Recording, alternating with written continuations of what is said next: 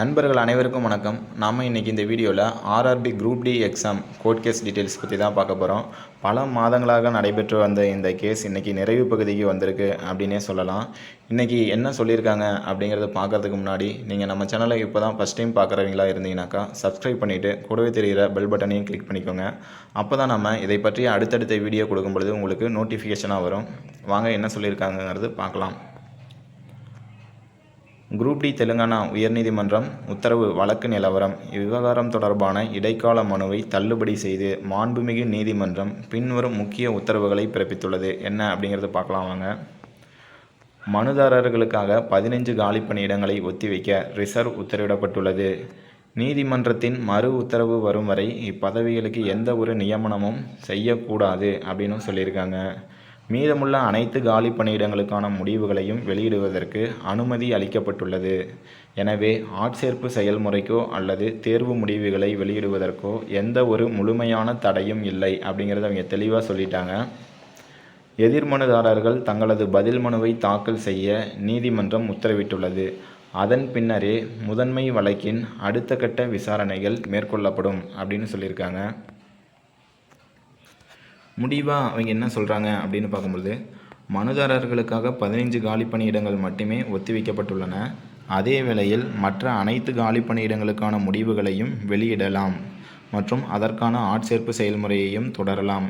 இது ஜென்ரலில் இருக்கவங்களும் வருவாங்க, சிசிஏ முடித்தவர்களும் அதில் இடம்பெறுவார்கள். தெலுங்கானா உயர்நீதிமன்றத்தின் சட்ட தீர்ப்பு நிலுவையில் உள்ளதால், அதாவது இந்த லைன் எதற்காகனாக்கா ரிசல்ட் நம்ம எப்போ வரும் அப்படின்னு நிறைய பேர் கேட்குறீங்க. அதற்கான பதிலாக தான் இது இருக்கும். இதுவும் ரயில்வே தரப்புலேருந்து அஃபிஷியலாக சில நாட்களுக்கு முன்பு சொன்னது தான் இது.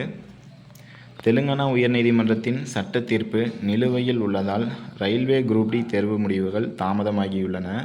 இறுதி தகுதி பட்டியலில் ஆக்ட் அப்ரண்டிஸ் மதிப்பெண்களுக்கு எவ்வாறு முக்கியத்துவம் அளிக்கப்பட வேண்டும் என்பது குறித்து இந்த நீதிமன்ற வழக்கு அமைந்துள்ளது. நீதிமன்றத்தினுடைய தீர்ப்பை தொடர்ந்து முடிவுகள் 2026 ஜூன் மாதத்தில் வெளியிடப்படும் என தற்காலிகமாக எதிர்பார்க்கப்படுகிறது அப்படின்னு சொல்லியிருக்காங்க.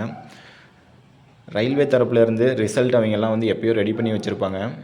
இந்த கேஸினுடைய பெண்டிங்னால தான் இவ்வளோ நாள் தடையாக இருந்தது. இன்றைக்கு பார்த்தீங்கன்னாக்கா இதில் ரிசல்ட் நமக்கு என்ன அப்படிங்கிறது தெரிஞ்சிருச்சு தீர்ப்பு. ஸோ நம்ம ரயில்வே தரப்புலேருந்து 15ஆம் தேதியிலேருந்து 20ஆம் தேதிக்குள்ளே இதற்கான ரிசல்ட் நம்ம எதிர்பார்க்கலாம். இதில் இன்னொரு விஷயம் என்ன நம்ம கவனிக்க வேண்டியது இருக்குது அப்படின்னு பார்க்கும்போது, சிசிஏக்கு 1/3 மார்க் எடுப்பாங்களா இல்லை சிபிடி மதிப்பெண்களை மட்டும் அடிப்படையாக கொண்டு தேர்வு முடிவுகள் வெளியிடப்படுமா அப்படிங்கிறது எந்த ஒரு கிளியரான தகவலும் இதில் இல்லை. மேற்கொண்டு ஏதாவது அப்டேட்ஸ் நம்ம கிடைக்குதா அப்படிங்கிறத பார்த்துட்டு நம்ம சேனலில் அப்டேட் பண்ணலாம். இதில் சிசிஏ மார்க்கு எப்படி சிசிஏக்கு என்ஏசி மார்க்கை வச்சு எடுக்க போகிறாங்க அப்படிங்கிறது ஒரு எக்ஸாம்பிளுக்கு நான் சொல்கிறேன்.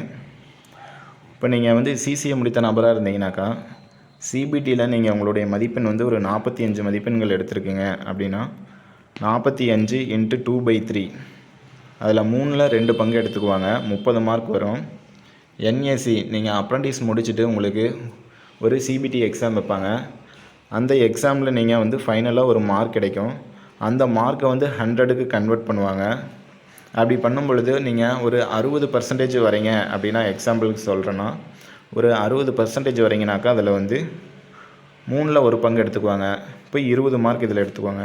20 + 30 50 மார்க்கு. உங்களுக்கு 50 மார்க் அவங்க கொடுத்துருக்கக்கூடிய இந்த கட் ஆஃபில் எலிஜிபிள் இருந்ததுனாக்கா நீங்கள் செலக்ட் ஆவீங்க. இது நான் ஒரு எக்ஸாம்பிளுக்கு தான் சொல்கிறேன். இது அக்யூரேட் மார்க் கிடையாது. ஸோ இப்படி தான் சிபிடி + என்ஏசி மார்க் ரெண்டையும் அவங்க எடுத்து போடுற மாதிரி இருந்ததுன்னா இந்த மாதிரி தான் அவங்க செலக்ட் பண்ணுவாங்க. மேற்கொண்டு இதில் நமக்கு சிபிடி மார்க்கு மட்டும் வச்சு எடுப்பாங்களா இல்லை என்ஏசி மார்க்கையும் சேர்த்து எடுப்பாங்களா அப்படிங்கிறது எந்த ஒரு கிளியரான தகவலும் கிடைக்காதனால நம்ம மேற்கொண்டு ஏதாவது பிடிஎஃப் அந்த மாதிரி ஏதாவது அவங்க ரிலீஸ் பண்ணுறாங்களா அப்படிங்கிறத நம்ம பொறுத்திருந்து பார்ப்போம். பார்த்துட்டு நம்ம சேனலில் நம்ம என்ன அப்படிங்கிறத நம்ம அப்டேட் பண்ணலாம். ஸோ சிசிஏ முடிச்சிருக்காங்க உங்கள் ஃப்ரெண்ட்ஸே இருந்தாங்கனாக்கா அவங்களுக்கும் இந்த வீடியோவை ஷேர் பண்ணுங்கள்.